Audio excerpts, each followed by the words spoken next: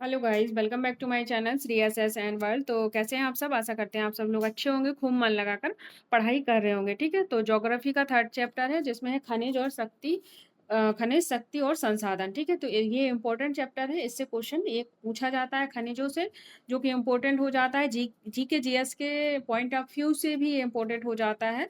जो other exam की preparation करते हैं बच्चे, उनके लिए भी इम्पोर्टेंट हो जाता है। तो आप लोग इस चैप्टर को अच्छे से समझिए। जो चीज़ें समझाने लायक होंगी वो मैं समझाऊँगी, बाकी इसमें फैक्ट ज़्यादा होता है, तो वो फैक्ट आपको अपने हिसाब से लर्न करना होगा। अपने हिसाब से उनके क्या कहते हैं आपको वो बनाने होंगे, क्या नोट्स बनाने होंगे, जिससे कि आपको ये चीज़ें लर्न करने में आसानी रहे, जिससे आप मल्टीपल टाइम रिवाइज कर सको। ठीक है, नोट्स जब भी बनाया करो, जितना हो सके शॉर्ट से शॉर्ट नोट्स बनाया करो, जिससे कि रिवीजन में आपको बोरिंग फील ना हो। ठीक है, तो इसमें मैंने कुछ चीज़ें अलग से की हैं। मैंने इसको पहले अपना पूरा लेसन प्लान तैयार किया है।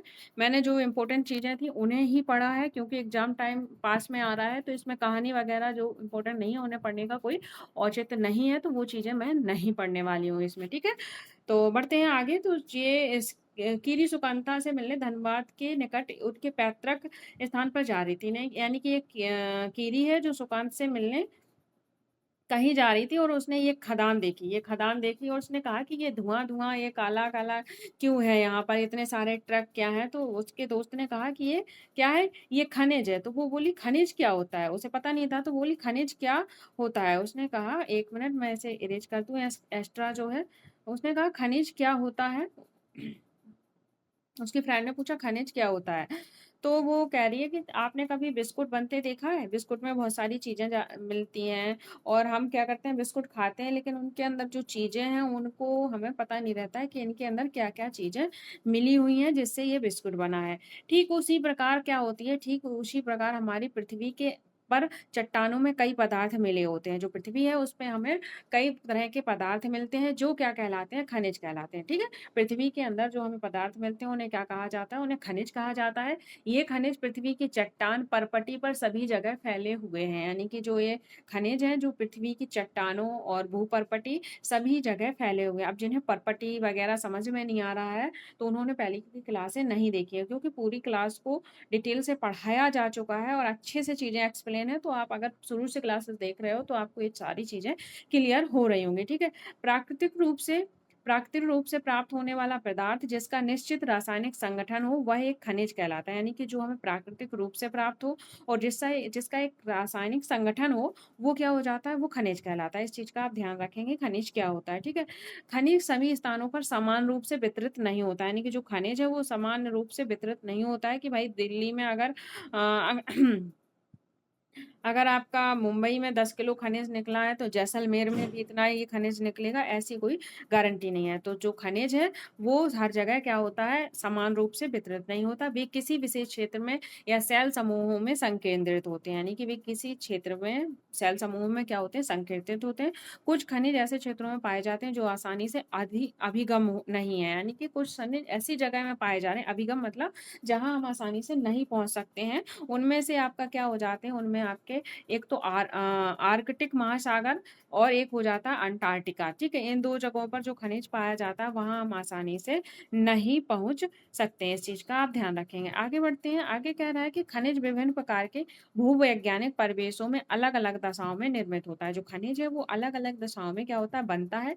वे बिना किसी मानवीय हस्तक्षेप के, यानी कि जो खनिज होता है, खनिज में किसी मानवीय हस्तक्षेप नहीं होता, वो प्राकृतिक क्रियाओं द्वारा निर्मित होता है। इस चीज़ का ध्यान रखेंगे।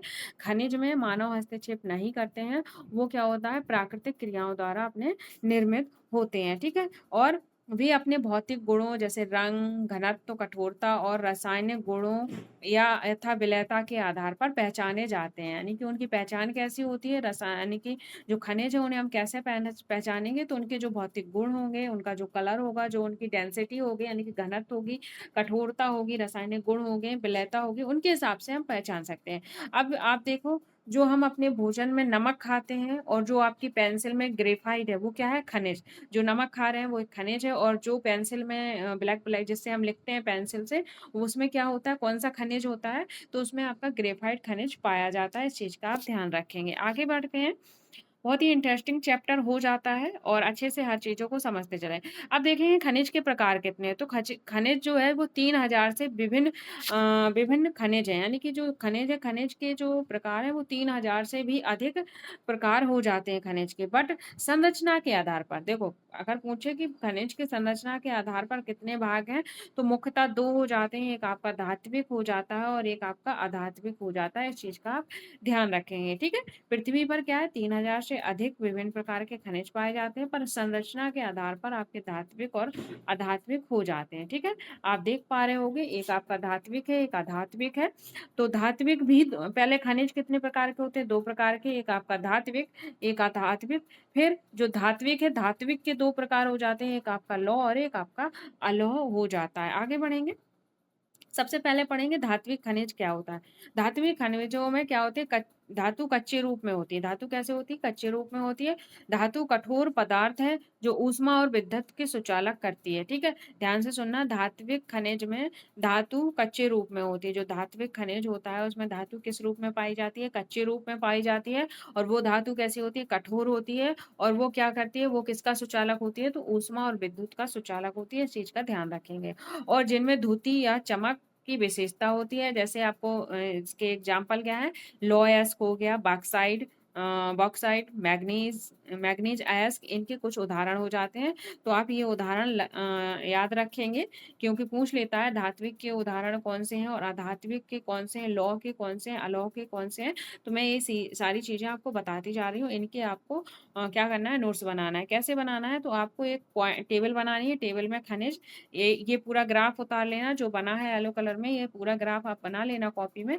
फिर आपको ऐसे ग्राफ बनाना है, धात्विक, अधात्विक, लौह और अलौह, और इनको हर एक टेबल में अपने लिखते जाना है। उनके एग्जाम्पल, जो धात्विक है उनका अलग एग्जाम्पल, जो अधात्विक है उनका अलग एग्जाम्पल, ठीक है? तो एनसीईआरटी में जो एग्जाम्पल दिए हैं वो आपको पढ़ने हैं, ठीक है? आगे बढ़ते हैं। आगे कह रहा है कि जो हमने उदाहरण पढ़े धात्विक के, तो लौहस्क, बॉक्साइट और मैग्नीज अयस्क इनके उदाहरण है। धात्विक खनिज कितने प्रकार के होते हैं, 2 प्रकार के, एक लौह और एक अलौह हो जाता है। कौन कौन सा, एक लौह और एक अलौह। लौह मतलब लोहा से, तो जो लोहा से बनी चीजें होंगी वो लौह खनिज हो जाता है। जिसमें लोहा नहीं होता है वो अलौह हो जाता है, मतलब नहीं। तो इस चीज का ध्यान रखेंगे, आप शब्द की प्रोनाउंसिएशन से भी बहुत सारी चीजें याद रख सकते हैं, ठीक है? तो लौह अयस्क क्या है, लौह खनिज, जैसे लौह खनिजों में जैसे लोहा अयस्क, लौह अयस्क हो गया, मैग्नीज हो गया, क्रोमाइट में लोहा होता है। तो ये सारी चीजें आपके लौह के उदाहरण हो गए।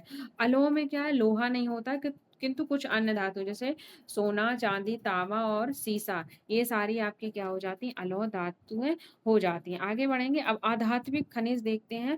आधात्विक खनिजों में धातुएं नहीं होती। जो अधात्विक यानी कि मतलब नहीं, और धात्विक मतलब धातु, जिसमें क्या होती है, धातु नहीं होती है, वो अधात्विक कहलाती हैं। उनमें क्या होता है, चूना पत्थर, अभ्रक और जिप्सम इन खनिजों के उदाहरण हो जाते हैं। क्या, चूना पत्थर, अभ्रक, जिप्सम इन खनिजों के उदाहरण हो जाते हैं। खनिज ईंधन जैसे कोयला और पेट्रोलियम भी आधात्विक खनिज है, यानी कि जो खनिज ईंधन है, कोयला है, पेट्रोलियम है, वो सारे क्या हो जाते हैं, आपके आधात्विक खनिज हो जाते हैं। खनिजों को खनन, प्रभेदन और आखनन द्वारा निष्कृत किया जाता है। जो खनिज है उन्हें कैसे निकालते हैं, तो उनको हम किस विधि तो द्वारा निकाल सकते हैं, तो एक तो आपकी खनिज हो जाएगी विधि, एक आपकी प्रभेदन और एक आखनन द्वारा निकाली जाती है। तो एक बार मैं धात्विक और आधात्विक आपको फिर से क्लियर कर दूं, तो आपको मैं एक बार फिर से समझा देती हूँ। खनिज कितने प्रकार के होते हैं, 2 प्रकार के। तो एक हो जाता है आपका धात्विक, एक अधात्विक। धात्विक मतलब जिसमें धातुएं होती हैं वो धात्विक हो जाते हैं। अधात्विक, मतलब नहीं, धात्विक मतलब धातुएं जिसमें धातु नहीं पाई जाती, वो अधात्विक हो जाते हैं। धात्विक में आपके लौह अयस्क और अलौह हो जाते हैं। लौह मतलब जिसमें लोहा पाया जाता है, अलौह जिसमें लोहा नहीं पाया जाता है, जैसे आपके सोना, चांदी, तांबा आदि चीजें हो जाती है, ठीक है? आगे बढ़ते हैं। अब देखेंगे ये सेल का है, तो सेल खनिज अवयवों के अनिश्चित संगठन वाले या एक से अधिक खनिजों का एक समूहन होता है। जो सेल है वो एक से एक अधिक खनिजों का समूह होता है, वो सेल कहलाता है। सेल जिनसे खनिजों का खनन किया जाता है, वो सेल जिससे सेल होती है, सेल से ही हम क्या करते हैं, खनिजों का खनन, यानी कि खनन करके खनिजों को निकाला जाता है। और निकाले जाने के बाद ये क्या कहे जाते हैं, अयस्क कहे जाते हैं। यद्यपि 2800 से अधिक खनिजों की पहचान की गई है, जिनमें से केवल 100 अयस्क खनिज समझे जाते हैं। ठीक है, आगे बढ़ते हैं। तो अब देखते हैं इनके खनिज को निष्कर्षण यानी कि निकालने की विधि कौन कौन सी है। तो आपकी एक तो हो जाती है खनन, प्रवेदन और आखनन। ठीक है, तो मेन क्या हो जाती है, खनन, दूसरी प्रवेदन और तीसरी आखनन। खनन के दो प्रकार होते हैं, एक विवृत एक कूपकी। तो खनन दो प्रकार से होता है, विवृत मतलब जो ऊपर ऊपर चीजें होती हैं उन्हें निकालने में विवृत, और कूपकी खनन जो ज्यादा गहराई में चीजें होती हैं उन्हें निकालने के लिए यूज किया जाता है। ठीक है, तो पढ़ेंगे आगे कौन कौन से हैं, खनन, प्रवेदन, आखनन, तीन ये होते हैं। फिर खनन के प्रकार हो जाते हैं, विवृत खनन और कूपकी खनन। इन चीजों का आप ध्यान रखोगे। ये आपके जो ग्राफ बनाए गए हैं ये इंपॉर्टेंट हो जाते हैं, इन्हें आप ध्यान में रखना है, इनसे क्वेश्चन पूछ सकता है। ठीक है, पृथ्वी की सतह के अंदर दबी सेलों से खनिजों को बाहर निकालने की प्रक्रिया खनन कहलाती है। यानी कि जो पृथ्वी के अंदर जो सेलों में सेलें हमने पढ़ा दी हैं, अग्नेय सेल, कायांतरिक सेल, रूपांतरिक सेल, अवसादी सेल, ये सारी सेलें हैं। इन्हीं से जो चीजें निकाली जाती हैं उस प्रक्रिया को क्या कहते हैं, खनन कहते हैं। खनिज जो कम गहराई में स्थित है वे पृष्ठीय स्तर को हटाने के लिए निकाले जाते हैं, वो विवृत खनन कहलाते हैं। और जो गहन वेदन जिन्हें कूपक कहते हैं, यानी कि जो अंदर गहराई में स्थित खनिज निक्षेपों तक पहुंचने के लिए बनाए जाते हैं, उन्हें क्या कहते हैं, कूपकी खनन कहते हैं। इस चीज का आप ध्यान रखेंगे। नोट्स में क्या कर लोगे, विवृत के नीचे सीधा कुछ नहीं लिखना, ऐसे लिख देना कम। ठीक है, और ये ज्यादा, तो इसी हिसाब से शॉर्ट नोट्स बनाना है। तो विवृत कम में यानी कि कम गहराई में होती है तो विवृत खनन किया जाता है, ज्यादा गहराई में तो कूपकी हो जाता है। अब देखेंगे ये प्रभेदन और आखनन क्या है, इसे जानेंगे। ठीक है, आगे बढ़ते हैं। चीजों को ध्यान से पढ़ते चलिएगा, हर चीज आपकी क्लियर हो जाएगी। तो हमने देखा था पेट्रोलियम और प्राकृतिक गैस जो है वो धरातल के क्या है, धरातल के बहुत ही नीचे है, उन्हें बाहर निकालने के लिए गहन कूपों की खुदाई की जाती है, इसे प्रवेदन कहते हैं। एक तो कूप की होती है, कूपके के बाद एक गहन कूप यानी कि बहुत अंदर तक खुदाई करनी पड़ती है, वो प्रवेदन कहलाती है। यानी कि कूपकी से भी ज्यादा अंदर गहराई तक खुदाई करने को प्रवेदन कहते हैं। जैसे आपका पेट्रोलियम गैस और प्राकृतिक गैस में किस का यूज होता है, तो प्रवेदन का यूज होता है। क्वेश्चन बन जाएगा कि प्राकृतिक गैस और पेट्रोलियम गैस को निकालने के लिए किस तरह के खनन की आवश्यकता होती है, तो वो आपका प्रवेदन की आवश्यकता होती है। इस चीज का ध्यान रखेंगे। सतह के निकट स्थित खनिजों को जिस प्रकार द्वारा आसानी से खोदा जाता है उसे आखनन कहते हैं। यानी कि जो सतह के ऊपर ही है, बिल्कुल ऊपर है, उन्हें आखनन कहा जाता है। एक बार ग्राफ की ओर फिर चलते हैं, कंफ्यूजन नहीं रहनी चाहिए, आपको चीजें क्लियर होनी चाहिए क्योंकि यहाँ से क्वेश्चन पूछ सकता है। ठीक है, सबसे पहले खनिज निष्कर्षण कैसे होता है, तो खनन, प्रवेदन और आखनन के द्वारा। इनके तीन प्रकार होते हैं, एक आपका खनन हो जाता है, नंबर 2 आखनन, नंबर 2 प्रवेदन, नंबर 3 आखनन। ठीक है, खनन के दो प्रकार हैं, एक विवृत खनन, एक कूपकी खनन। विवृत खनन जो है जो क्या करता है, पृष्ठीय स्तर को हटाकर यानी कि जो ऊपरी सतह है उसे हटाकर चीजों को कम गहराई से निकालने के लिए विवृत खनन का यूज होता है। फिर आपका कूपकी खनन हो जाता है, जो अधिक गहराई में स्थित खनिज निक्षेप पहुंचाने के लिए क्या होती है, कूपकी खनन का प्रयोग होता है। फिर बात करता है पेट्रोलियम और प्राकृतिक गैस क्या है।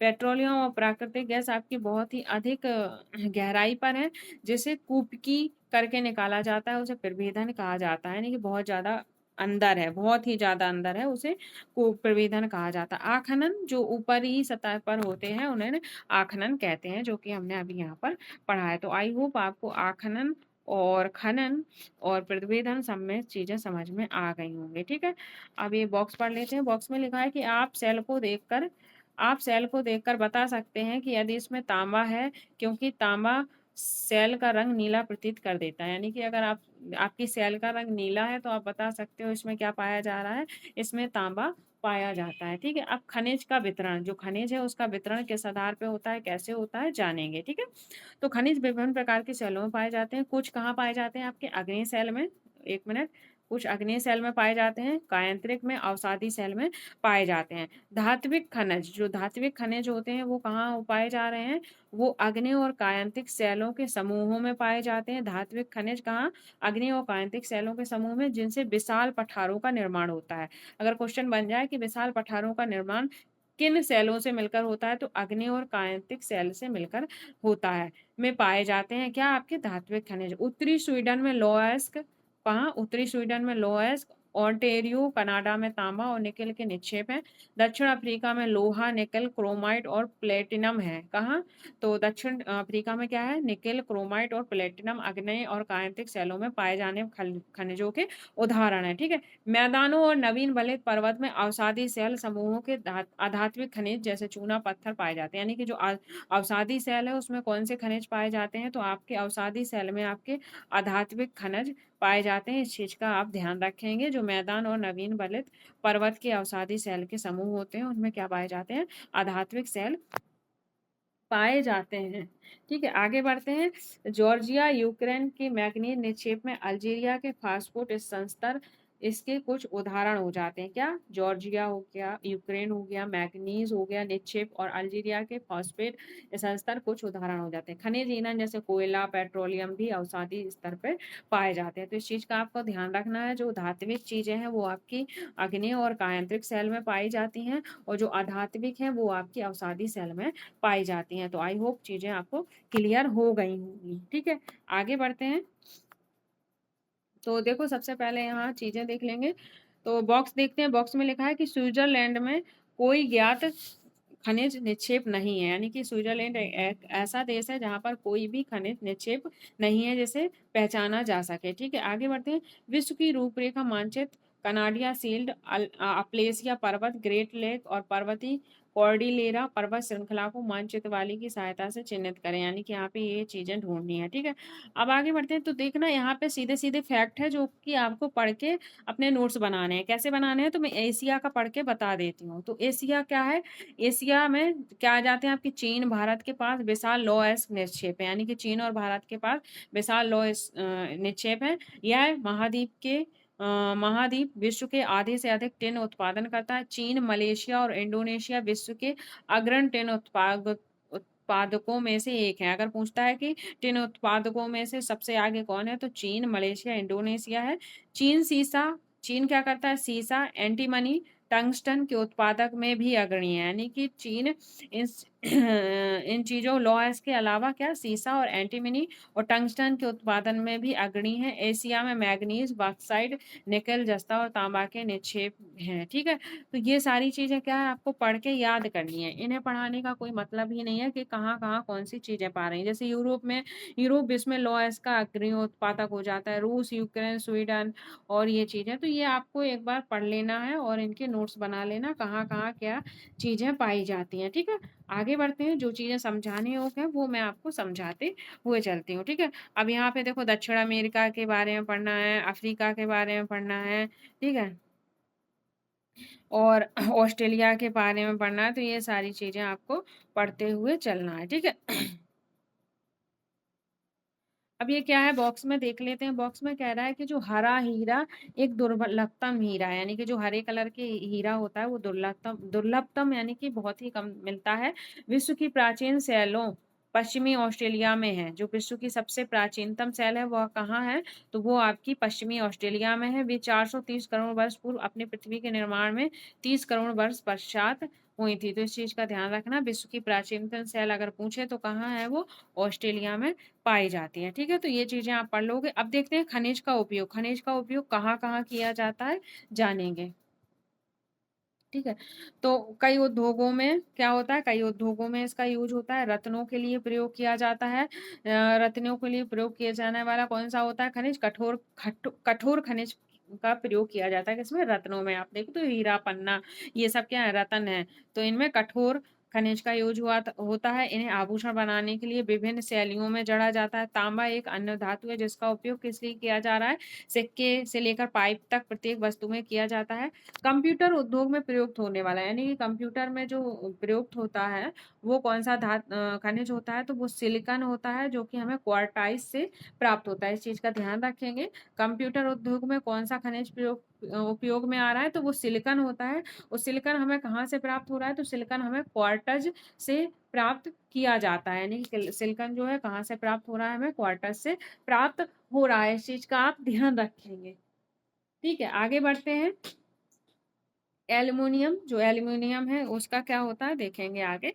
तो चीजों को सही से समझना है। जो चीजें आपको समझने योग्य है वो मैं समझाती चल रही हूँ। ठीक है, तो हमने क्या पढ़ा था? एक मिनट, क्या पढ़ा था हमने?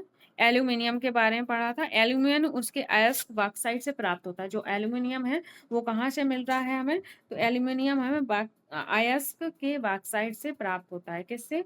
अयस्क के बॉक्साइट से एल्यूमिनियम प्राप्त होता है। इसका उपयोग, जो एल्यूमिनियम का उपयोग है, जो अयस्क के बॉक्साइट से प्राप्त हो रहा है, इसका उपयोग किस में होता है? ऑटोमोबाइल, हवाई जहाज, बोतल बंदी उद्योग, भवन निर्माण और रसोई के बर्तन में तक किया जाता है। किसका? एल्यूमिनियम का उपयोग। ठीक है। अब खनिजों का संरक्षण कैसे करें? तो जो खनिज हैं वो कैसे हैं आपके? अनवीनीकरण साधन है। हमने आपको अनवीनीकरण और नवीनीकरण संसाधन बहुत अच्छे से समझाए हैं।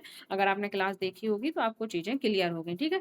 खनिजों के निर्माण और संचयन में हजारों वर्ष लग जाते हैं और इनकी बर्बादी हो रही है, तो इन्हें कैसे रोका जा सकता है? तो इनका खर्चा इतना करना चाहिए कि जी लंबे समय तक चलें, क्योंकि इनके निर्माण में हजारों वर्ष लग जाते हैं। इसलिए ये अनवीनीकरण संसाधन है। जिस तरह से हमारे संसाधन यूज हो रहे हैं, उस तरह से लग रहा है कि हमारे जो संसाधन है वो जल्द ही क्या हो जाएंगे? समाप्त हो जाएंगे।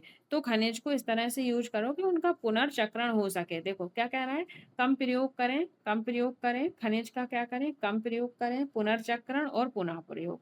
ठीक है। ऐसे प्रयोग करें कि इनका पुनः चक्रण पुनः दोबारा उत्पन्न हो जाए और फिर इनका प्रयोग करें। तो ये खनिज का संरक्षण हो जाता है। अब शक्ति संसाधन। शक्ति संसाधन में क्या कह रहा है कि जो एक माँ है, वह घर में काम कर रही है, उसने गीजर चलाया और ब्लेंडर चलाया, जूस निकाला, गैस स्टोव, ये सारी चीजें चलाई और सब चीजें देख रही है चला के, मतलब चला रही है, और फिर सोच रही है कि जो ये प्रौद्योगिकी है इसने क्या किया है? जीवन शैली को बहुत तेजी से परिवर्तन कर दिया है। यानी कि जो विज्ञान और एवं प्रौद्योगिकी ने क्या किया है? नए जीवन शैली को एकदम चेंज और बहुत जल्दी ही परिवर्तित कर दिया है। ठीक है। तो अगर क्वेश्चन बन जाता है कि हमारी जीवन शैली को सबसे तेज कौन परिवर्तित करता है, तो वो विज्ञान और हमारी प्रौद्योगिकी हो जाती है। शक्ति अथवा ऊर्जा हमारे जीवन में बहुत महत्वपूर्ण भूमिका निभाते हैं। जो शक्ति है, ऊर्जा है, वो हमारे जीवन में महत्वपूर्ण भूमिका निभाते हैं। हमें उद्योग, कृषि, परिवहन, संचार और प्रतिरक्षा के लिए भी शक्ति की आवश्यकता होती है। ऊर्जा संसाधनों को विस्तृत रूप से परंपरागत और गैर परंपरागत संसाधन में क्या कर सकते हैं? हम वर्गीकृत कर सकते हैं। अब परंपरागत ऊर्जा के संसाधनों को कैसे वर्गीकृत करते हैं, किन भागों में?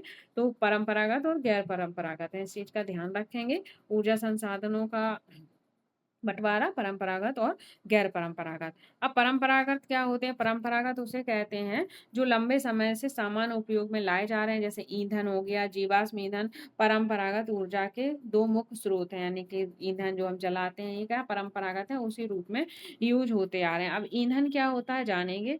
तो ईंधन, इसका उपयोग पकाने और ऊष्मा प्राप्त करने के लिए व्यापक रूप से किया जाता है। हमारे देश में कहाँ? ग्रामीणों द्वारा उपयोग की गई 50% से अधिक ऊर्जा ईंधन से प्राप्त होती है। ठीक है। कहाँ से प्राप्त हो रही है? तो वो हमें ईंधन से प्राप्त होती है। आगे बढ़ते हैं। अब हमें क्या है, जो हमने खनिज तेल है, प्राकृतिक गैस है, इनके लाभ और हानि के बारे में पढ़ना है।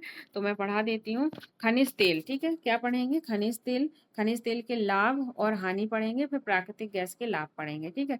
तो खनिज तेल के जो लाभ है वो क्या है? आसानी से परिवहनीय है, आसानी से इधर उधर ले जा सकते हैं, पेट्रो रसायन उद्योग का आधार हो जाता है। अब हानि, तेल के अधिक प्लावन व गैस के रिसाव के कारण ऑक्सीजन का अपक्षय हो जाता है।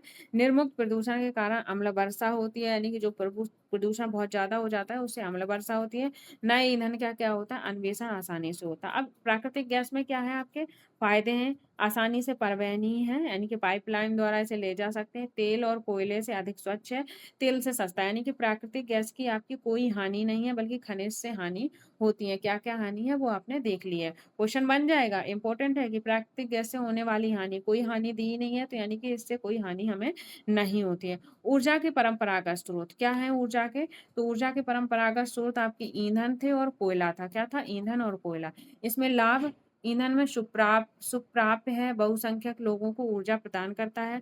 हानि, संग्रहण में अधिक समय उपयोग होता है, प्रदूषण फैलने वाला है, हरित गृह प्रभाव में वृद्धि करता है और निर्वाणीकरण करता है। अब जो ऐसे लिखे हुए हैं इसी तरह आपको अपने नोट्स में लिख लेना है और अच्छे से इन्हें रिवाइज करना है। कोयला में देखो विस्तृत रूप से उपलब्ध हो जाता है, विद्युत रूपांतरण के लिए उपयोगी है। कोयला से विद्युत बनता है और लाइट बनती है और विस्तृत रूप से ये उपलब्ध है। हानि, इससे भी प्रदूषण होता है, परिवहन के लिए क्या हो जाता है? भारी हो जाता है। अब बात करते हैं जल विद्युत की। तो जल विद्युत से क्या क्या परेशानियां आती हैं, क्या लाभ है? तो लाभ क्या है, ये प्रदूषण मुक्त है। जो जल विद्युत है वो प्रदूषण मुक्त है, सिंचाई और मत्स्य को बढ़ावा देती है, सस्ता है। हानि, स्थानीय समुदाय का विस्थापन होता है, निम्न क्षेत्रों में जल प्लावन होता है, स्थापित करने में खर्चीला है। यानी कहीं से अगर लाइट निकल रही है तो वहां के समुदाय को वहां से निकलना होगा, वहां से दूसरी जगह कहाँ होना होगा, शिफ्ट होना होगा। तो ऐसी चीजें चलती हैं। आगे बढ़ेंगे। आगे क्या है, पौधे और जानवरों के अवशेषों जो लाखों वर्ष तक धरती के अंदर दबे रहते हैं। क्या है, पौधे और जो जानवर मर जाते हैं, पौधे टूट के गिर जाते हैं और जमीन में कितने लाखों वर्ष तक, 1-2 हजार नहीं, लाखों वर्ष तक। जब तो ये क्या होते हैं, अनवीनीकरण संसाधन होते हैं और ताप दाब के प्रभाव से जीवाश्म ईंधन में परिवर्तित हो जाते हैं। यानी कि जो जीवाश्म ईंधन है वो कैसे बनता है, तो वो पौधों और जानवरों के अवशेष जो लाखों वर्ष तक जमीन में दबे हैं, फिर उनमें क्या हुआ, ताप दाब लगा, जिससे वो किस में परिवर्तित हो जाते हैं, तो वो आपके जीवाश्म ईंधन में परिवर्तित हो गए हैं। जीवाश्म ईंधन जैसे कोयला है, पेट्रोलियम है और प्राकृतिक गैस परंपरागत ऊर्जा के मुख्य स्रोत हो जाते हैं। ठीक है, तो परंपरागत ऊर्जा के स्रोत कौन कौन से हैं, क्वेश्चन पूछ सकता है। तो वो कोयला, पेट्रोलियम और प्राकृतिक गैस ऊर्जा के मुख्य स्रोत हैं। और एक चीज और ध्यान रखना, इससे आपके मैचिंग का क्वेश्चन बन सकता है। कैसे, परंपरागत स्रोत, अपरंपरागत स्रोत और धात्विक, आधात्विक, इनके आपको क्या करेगा, एक साइड नाम दे देगा, एक साइड क्या करेगा, उनके उदाहरण एग्जाम्पल दे देगा, फिर आपको मैचिंग करना पड़ेगा। तो यहाँ से ऐसा क्वेश्चन बन सकता है। तो इस चीज का आप ध्यान रखेंगे, जब भी मैं कह रही हूँ उसे टेबल में लिख लेना, टेबल बना के अच्छे से लिख लेना, छोटे से पेज में, मतलब छोटा करके लिखना, जिससे आपको समझ में चीजें आ जाए और लर्न करने में आसानी हो। ठीक है, आगे बढ़ते हैं। फिर इन खनिज भंडार, ये खनिजों के भंडार क्या है, सीमित है। जो जीवाश्म ईंधन है, कोयला है, पेट्रोलियम है, प्राकृतिक गैस है, क्या है, ये भंडार सीमित है। और विश्व में जिस तरह से जनसंख्या बढ़ रही है, इनका यूज कर रही है, तो ये क्या हो जाएंगे, शीघ्र ही आपके समाप्त होने वाले हैं। अब बात करते हैं कोयला। कोयला क्या है, तो कोयला बहुतायत में पाने मतलब बहुत ज्यादा मात्रा में पाए जाने वाला जीवाश्म ईंधन है। इसका उपयोग कहाँ होता है, तो घरेलू ईंधन, उद्योग जैसे लोहा और इस्पात, वाष्प इंजन, विद्युत उत्पन्न करने के लिए किया जाता है। यानी कि लाइट बनाने के लिए भी कोयला का यूज होता है। कोयले से प्राप्त विद्युत को तापीय ऊर्जा कहते हैं। यानी कि जो कोयले से विद्युत बनती है, लाइट बनती है, उसे क्या कहते हैं, तो तापीय ऊर्जा कहते हैं। इस चीज का आप ध्यान रखेंगे, इंपॉर्टेंट है। आगे बढ़ते हैं। कोयला जिसका हम आज उपयोग कर रहे हैं, वह लाखों वर्ष पूर्व विशाल फर्न और दलदल के पृथ्वी की परतों से दबने से बना है। क्वेश्चन बन सकता है कि कोयला कैसे बना है, तो कोयला लाखों वर्ष पहले किससे, फर्न और दलदल के पृथ्वी की परतों में दबने से क्या बना है, कोयला बना है। कोयला को इसलिए अंतर्हित धूप के रूप में जाना जाता है। ठीक है, आगे बढ़ेंगे। अगर चीजें क्लियर हो रही हैं तो लाइक शेयर सब्सक्राइब करना नहीं भूलना है और क्लास को शेयर भी करना है बच्चों में। ठीक है, विश्व में सबसे ज्यादा अग्नि उत्पादक में कौन है, चीन, संयुक्त राज्य अमेरिका, जर्मनी, रूस, दक्षिण अफ्रीका और फ्रांस है। भारत के कोयला उत्पादक में रानीगंज पश्चिम बंगाल में, भारत का याद रखना, भारत में इंपॉर्टेंट क्या हो जाता है कोयला उत्पादक में, तो आपका रानीगंज हो जाता है पश्चिम बंगाल में, तथा झरिया और धनबाद में, बोकारो झारखंड हो जाता है। इन चीजों का आप ध्यान रखेंगे तो मेन मेन चीजों का ध्यान रखेंगे तो चीजें क्लियर हो जाएंगी। आगे बढ़ते हैं। पेट्रोलियम गैस, अब बात करते हैं पेट्रोलियम की। तो पेट्रोलियम, पेट्रोल जिससे आपकी कार चलती है, साइकिल चलती है, और ये सारी चीजें चलती हैं। तो पेट्रोल क्या होता है, पहले आपको गाढ़े और काले द्रव में निकलता है। पृथ्वी से कैसे निकलता है, तो वो गाढ़े काले द्रव में निकलता है, जिसे हम पेट्रोलियम कहते हैं। अगर क्वेश्चन बन जाएगा कि पेट्रोलियम बना देगा फिर पेट्रोल, तो पेट्रोलियम क्या होता है, पेट्रोलियम पहले कैसे किस रूप में होता है, तो गाढ़े और काले रूप में होता है। इस चीज का ध्यान रखेंगे। यह सैलों के परतों के मध्य पाया जाता है। भेदन अपतटीय और तटीय क्षेत्रों के स्थिर क्षेत्रों में किया जाता है। तदुपरांत परिष्करणशाला भेजा जाता है। यानी कि पृथ्वी से इसे निकाला जाता है, सेलों से इसे निकाला जाता है। ये गाढ़े और काले द्रव में होता है। फिर इसका परिष्करणशाला भेजा जाता है, वहां से ये अपरिष्कृत होकर पेट्रोलियम के क्या करता है, पेट्रोलियम के प्रक्रमण से विभिन्न तरह से उत्पाद, डीजल, पेट्रोल, मिट्टी का तेल, मोम, प्लास्टिक और स्नेहक तैयार किया जाता है। यानी कि जो पेट्रोलियम है उससे क्या क्या चीजें बनती हैं, ये इंपॉर्टेंट है। तो पेट्रोलियम से आपका डीजल बनता है, पेट्रोल बनता है, मिट्टी का तेल, मोम, प्लास्टिक और स्नेहक तैयार किए जाते हैं। इस चीज का ध्यान रखेंगे। पेट्रोलियम को क्या कहा जाता है, तो पेट्रोलियम को आपको काला सोना कहा जाता है। ये इंपॉर्टेंट हो जाता है, ध्यान रखना। ठीक है, तो पेट्रोलियम से कौन कौन सी चीजें, पेट्रोलियम किस अवस्था में पाया जाता है, तो गाढ़े काले द्रव की अवस्था में पाया जाता है। जब इसे सेलों से निकाला जाता है तो फिर इसे क्या होता है, परिष्करणशाला भेजा जाता है। वहाँ हमें पेट्रोलियम से क्या क्या मिलता है, तो डीजल, पेट्रोल, मिट्टी का तेल और मोम प्लास्टिक स्नेहक तैयार किया है। जैसे आपके पास सरसों होगी, सरसों आप चक्की में ले जाते हो, वहां से तेल निकलता है और खरी प्राप्त होती है। तो इसी तरह से हमारा पेट्रोलियम भी हो जाता है। पेट्रोलियम क्या कहते हैं, काला सोना कहा जाता है। आगे बढ़ते हैं। उनके मुख्य उत्पादक देशों में ईरान, इराक, सऊदी अरब और कतर है। ठीक है, क्या है, ईरान, इराक और सऊदी अरब और कतर है, लिख लेना, इंपॉर्टेंट है। और ये पेट्रोल जो है वो इंपॉर्टेंट हो जाता है, इसे लिख लेना। ठीक है, और अन्य मुख्य उत्पादक में आपके संयुक्त राज्य अमेरिका हो गया, रूस हो गया, वेनेजुएला हो गया, अल्जीरिया। भारत का 100% याद रखा करो, पूछ सकता है। भारत में आपका असम में डिगबोई, मुंबई में बॉम्बे हाई तथा कृष्णा और गोदावरी नदियों के डेल्टा हो जाते हैं। इस चीज का ध्यान रखेंगे। अब बात करते हैं प्राकृतिक गैस की। प्राकृतिक गैस क्या है, तो प्राकृतिक गैस पेट्रोलियम निक्षेपों के साथ पाई जाती है तथा निर्मुक्त होती है। ठीक है, यह अपरिष्कृत तेल को धरातल पर लाया जाता है। इसका प्रयोग घरेलू और वाणिज्य ईंधन के रूप में किया जाता है। प्राकृतिक गैस का ये इसके जो भंडारण है वो कहाँ कहाँ है, तो रूस, नॉर्वे, यूके, नीदरलैंड में पाए जाते हैं। भारत की बात करें तो जैसलमेर, कृष्णा, कावेरी डेल्टा, त्रिपुरा और मुंबई के कुछ क्षेत्रों में पाए जाते हैं। विश्व के बहुत कम देशों में क्या है, आपकी प्राकृतिक गैस पाई जाती है, यानी कि इसके पर्याप्त भंडार नहीं है। ठीक है, यानी कि बहुत ही कम मात्रा में ये पाई जाती है। हमारे जीवन में जीवाश्म ईंधन को उपभोग की तीव्र वृद्धि ने चिंताजनक दर से इन्हें समाप्ति तक पहुंचा दिया है। ठीक है, जीवाश्म ईंधन में जिस तरह से इनका उपयोग हो रहा है तो ये खत्म हो रहे हैं, इसलिए इनकी स्थिति कैसी हो गई, चिंताजनक। ईंधन के जलने से क्या होता है, विषैले प्रदूषक उत्पन्न होते हैं। जीवाश्म ईंधन का अनियंत्रित और जलन अनियंत्रित टोटी के टपकने के समान है, जो अंततः सूखती जाती है। हमारा ध्यान ऊर्जा के विभिन्न गैर परंपरागत स्रोतों के दोहन की ओर बढ़ाया, जो कि जीवाश्म ईंधन के स्वच्छतर विकल्प हो सकते हैं। ठीक है, इस चीज का आप ध्यान रखेंगे। अब जो सीएनजी है, सीएनजी का आपका जो फुल फॉर्म है वो क्या है, संपीड़न प्राकृतिक गैस हो जाती है। कौन कौन क्या कहते हैं उसे, संपीड़न प्राकृतिक गैस कहते हैं। तो यह एक कैसी है, पर्यावरण हितैषी है। हितैषी मतलब इससे पर्यावरण में हानि नहीं पहुंचती है। ये ऑटोमोबाइल ईंधन है, क्योंकि यह पेट्रोलियम और डीजल की तुलना में क्या करती है, बहुत ही कम प्रदूषण फैलाती है। इस चीज का ध्यान रखेंगे। आगे बढ़ते हैं।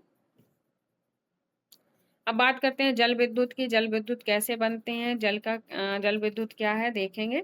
तो बांधों में वर्षा जल अथवा नदी जल ऊंचाई से गिरने के लिए संग्रहित किया जाता है। जो बांध बनाए जाते हैं उसमें वर्षा जल और नदियों का जल क्या होता है, ऊंचाई से गिरकर वहां संग्रहित इकट्ठा होता है। बांध के अंदर से पाइप के द्वारा बहता जल बांध के नीचे स्थित टरबाइन के ऊपर गिरता है। किसके ऊपर, टरबाइन के ऊपर जल गिरता है। घूमते ब्लेडर जनरेटर को विद्युत के लिए घुमाते हैं, यानी कि जैसे ही जल टरबाइन पे गिरा, एक जनरेटर, एक ब्लेडर लगा है, वो जल को विद्युत के लिए घुमाते हैं और वहीं से क्या बनती है, हमारी जल विद्युत बनती है। विद्युत उत्पन्न करने के बाद जो जल बहता है उसका उपयोग कहाँ करते हैं, हम कृषि वगैरह में करते हैं। ठीक है, विश्व ऊर्जा का 1/4 हिस्सा जल विद्युत से उत्पन्न होता है। जो विश्व की ऊर्जा है वो कहाँ से प्राप्त होती है, तो विश्व की ऊर्जा 1/4 हिस्सा किससे, जल से प्राप्त होती है। विश्व में जल विद्युत के अग्रणी देश, यानी कि सबसे ज्यादा जल विद्युत कहाँ है, तो नॉर्वे, ब्राजील, चीन है। भारत की बात करें तो आपकी भाखड़ नागल बांध, गांधी सागर, नागार्जुन सागर और दामोदर नदी घाटी में है। तो इनके आप स्थान याद रख लोगे कि भाखड़ नागल बांध कहाँ है, गांधी सागर बांध कहाँ है, तो इंपॉर्टेंट हो जाता है। इस चीज का आप ध्यान रखेंगे। ठीक है, आगे बढ़ते हैं। आगे बढ़ने से पहले, सलल जल विद्युत परियोजना कहाँ है आपकी, जम्मू कश्मीर में है। इस चीज का ध्यान रखना, कौन सी, सलल जल विद्युत परियोजना। आगे बढ़ते हैं। आगे बढ़ने से पहले ये बॉक्स देख लेते हैं। विश्व का पहला जल विद्युत उत्पन्न करने वाला देश कौन सा हो जाता है, नॉर्वे हो जाता है। इंपॉर्टेंट है। ठीक है, तो विश्व का सबसे पहला जल विद्युत उत्पन्न करने वाला देश आपका नॉर्वे हो जाता है। अब ऊर्जा के गैर परंपरागत स्रोत, अभी तक हमने परंपरागत स्रोत देख रहे थे, जैसे जल विद्युत हो गया और आपका प्राकृतिक गैस हो गई, आपके पेट्रोलियम हो गई, ये सब क्या थे, परंपरागत स्रोत थे। अब हम जानेंगे गैर परंपरागत स्रोत क्या होते हैं। ठीक है, जीवाश्म ईंधनों के बढ़ते हुए उपयोग से ऊर्जा के गैर परंपरागत स्रोतों का अभाव उत्पन्न हो रहा है। ऐसा अनुमान किया जाता है कि यदि वर्तमान दर इनका उपयोग लगातार होता रहा तो ईंधन के भंडारण समाप्त हो जाएंगे। इससे अतिरिक्त इनका उपयोग पर्यावरणीय प्रदूषण भी पैदा करता है। इसलिए गैर परंपरागत स्रोत जैसे सौर ऊर्जा, पवन ऊर्जा, ज्वारी ऊर्जा, जो कि नवीनीकरणीय है कि उपयोग की आवश्यकता है, यानी कि जो परंपरागत स्रोत जो खत्म हो रहे हैं उनकी जगह पर हमें गैर परंपरागत स्रोत का यूज करना चाहिए, जो कि क्या होते हैं नवीनीकरण, जैसे कि आपका हो गया सौर ऊर्जा, पवन ऊर्जा और ज्वारीय ऊर्जा। ये क्या है, ये आपके गैर परंपरागत स्रोत हो जाते हैं। इस चीज का ध्यान रखेंगे, क्वेश्चन बन सकता है, बनेगा परंपरागत और गैर परंपरागत में। ठीक है, आगे बढ़ते हैं। आगे कह रहा है कि विश्व का प्रथम सौर और पवन चलित बस अड्डा कहाँ, स्कॉटलैंड में पाया जाता है। इंपॉर्टेंट है। ठीक है, क्या विश्व का प्रथम और पवन चलित, कौन सा चलित, प्रथम और सौर और पवन चलित बस अड्डा कहाँ, स्कॉटलैंड में है। ठीक है, अब बात करते हैं सौर ऊर्जा की। क्या है सौर ऊर्जा, सौर की ऊष्मा और हीट ऊर्जा हमारे द्वारा प्रतिदिन अनुभव की जा सकती है। ठीक है, एक मिनट साफ कर दूं। सूर्य से प्राप्त सौर ऊर्जा सौर सेलों में विद्युत उत्पन्न करने के लिए प्रयोग की जाती है। ठीक है, किसके लिए प्रयोग की जाती है, जो सौर से ऊर्जा मिलती है तो वो विद्युत के लिए, विद्युत पैदा करने के लिए, लाइट पैदा करने के लिए यूज की जाती है। इनमें से कई सेलों को सौर पैनलों से तापन व प्रकाश के लिए शक्ति उत्पन्न करने के लिए जोड़ा जाता है। कैसे, सौर सेलों को सौर पैनल से जोड़ा जाता है। धूप की प्रचुरता वाले ऊष्मा, कैसे, जहाँ पे धूप की अच्छी प्रचुरता है, उष्णकटिबंधीय स्थान है, एक मिनट,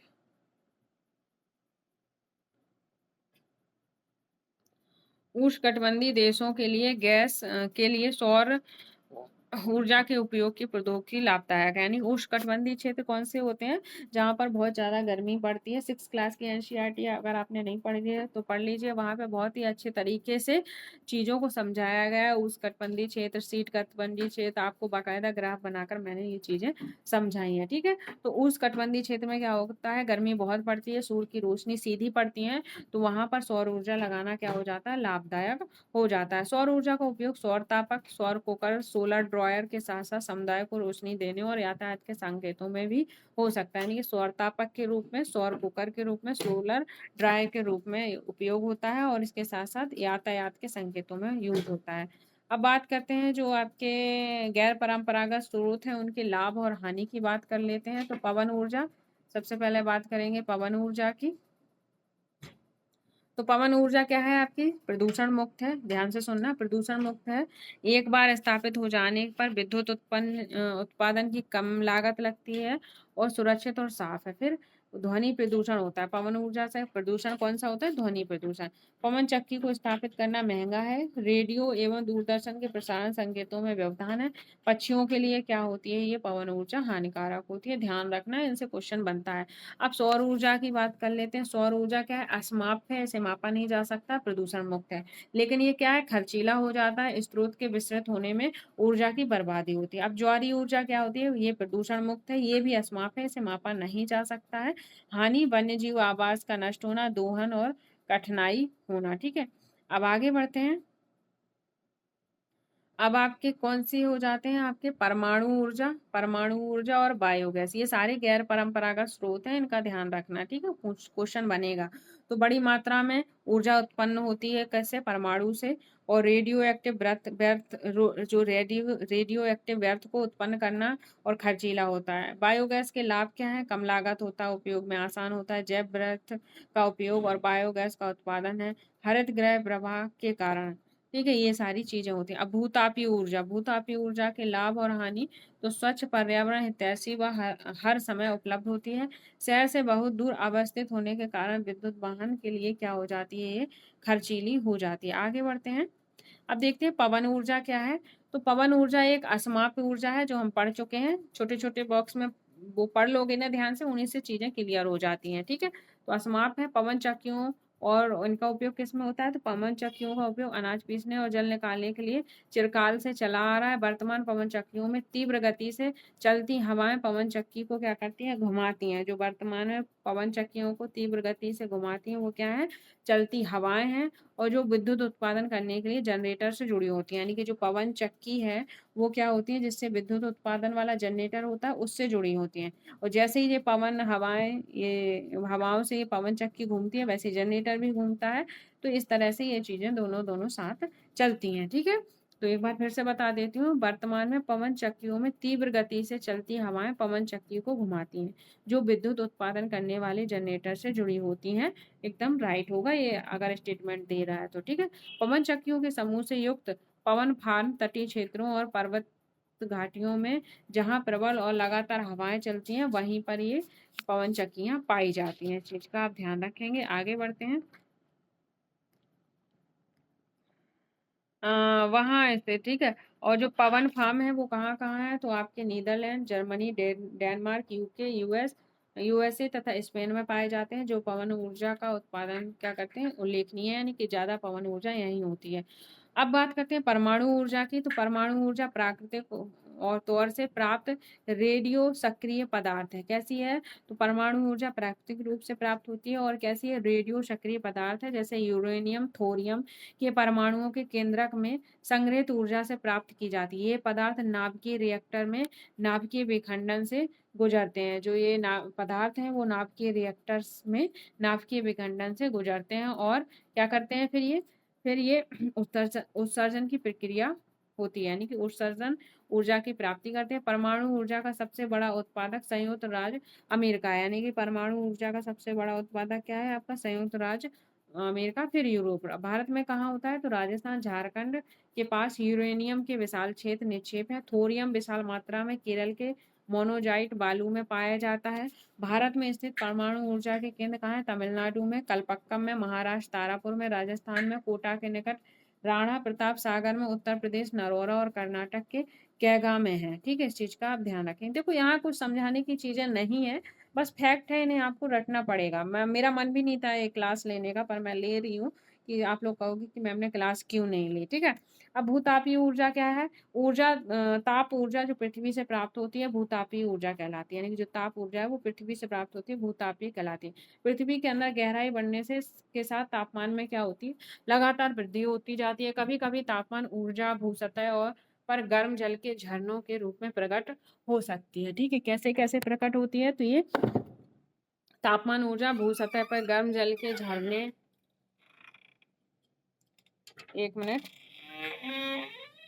के रूप में प्रकट होती है। ताप ऊर्जा शक्ति उत्पादन करने में और प्रयुक्त की जा सकती है। वर्षों से गर्म जल के स्रोत से भी क्या होती है, आपकी भूतापीय ऊर्जा प्रकट होती है। ठीक है, तो भूतापीय ऊर्जा क्या है, जो ताप जो पृथ्वी से प्राप्त होता है, जो ताप गर्मी पृथ्वी से प्राप्त होती है वो भूतापीय ऊर्जा कहलाती है। भू मतलब पृथ्वी। ठीक है, इस चीज का आप ध्यान रखेंगे। आगे बढ़ते हैं। तो आप ये चीजें देख पा रहे होंगे, यहाँ पे क्या हो रहा है, यहाँ पे आपका विखंडन द्वारा ऊष्मा हो रही है। फिर यहाँ पे नाभिकीय रिएक्टर, गर्म जल, फिर ये भाप कहाँ जा रही है, आपकी यहाँ टरबाइन में। टरबाइन में जनरेटर लगा रहता है और इनसे क्या बनती है, आपकी भूतापीय ऊर्जा बनती है।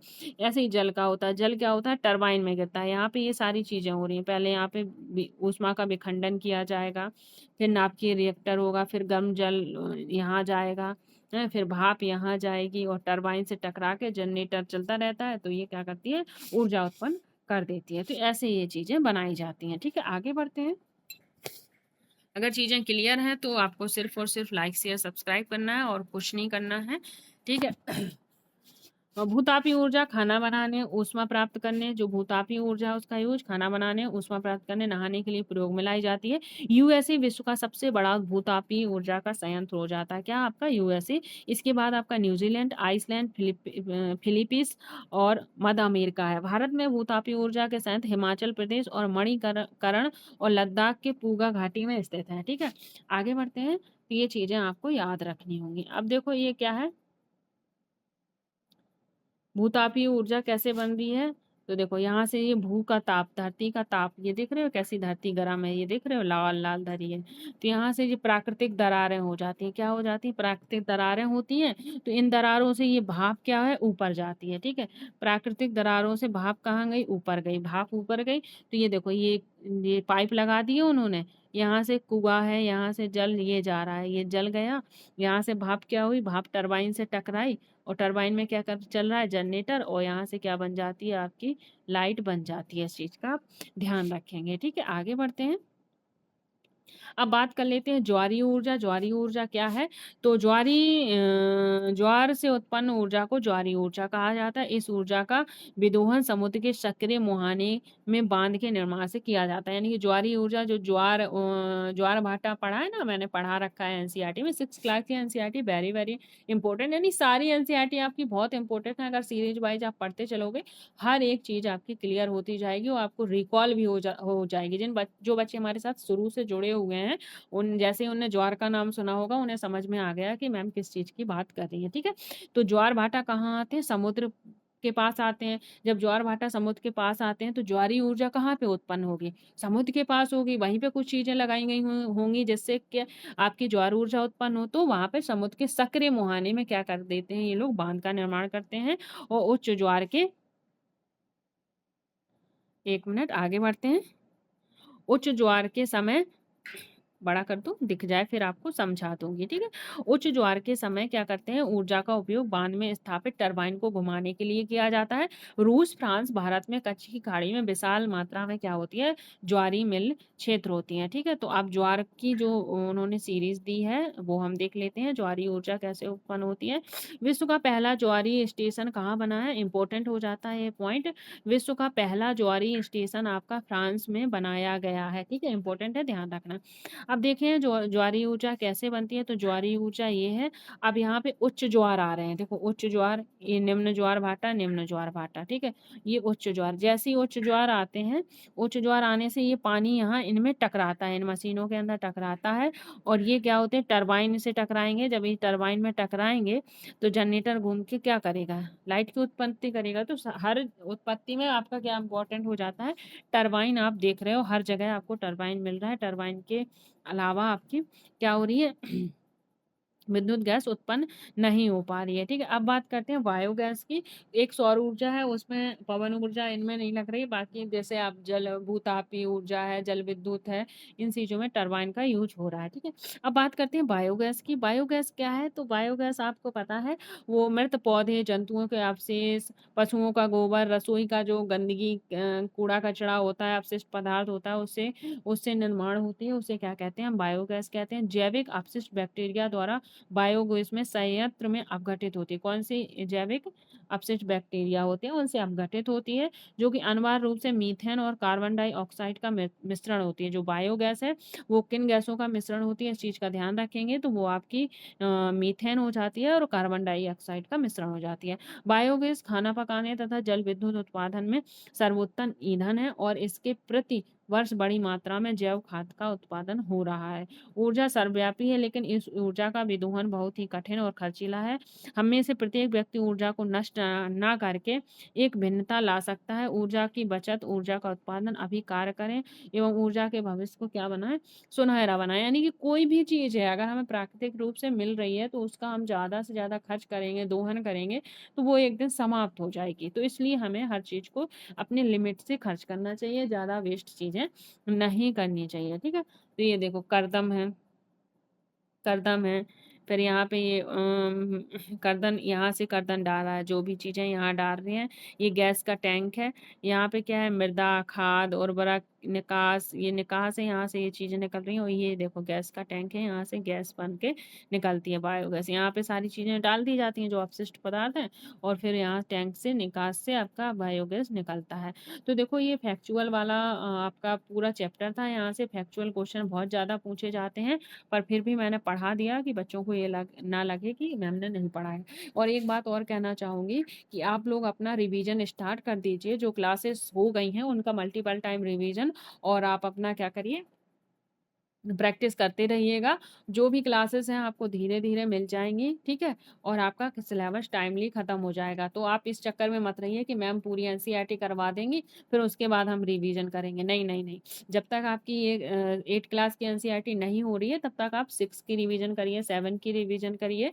जैसे ही आप 6-7 की रिवीजन करो और साथ में जो मैं डेली क्लासेस दे रही हैं, उनको पढ़ते चलिए, आपका बहुत अच्छे से एग्ज़ाम जाएगा, आपके क्वेश्चन नहीं छूटेंगे, कॉन्सेप्ट आपके क्लियर हैं, तो कोई भी चीज़ आपकी नहीं छूटने वाली है, ठीक है?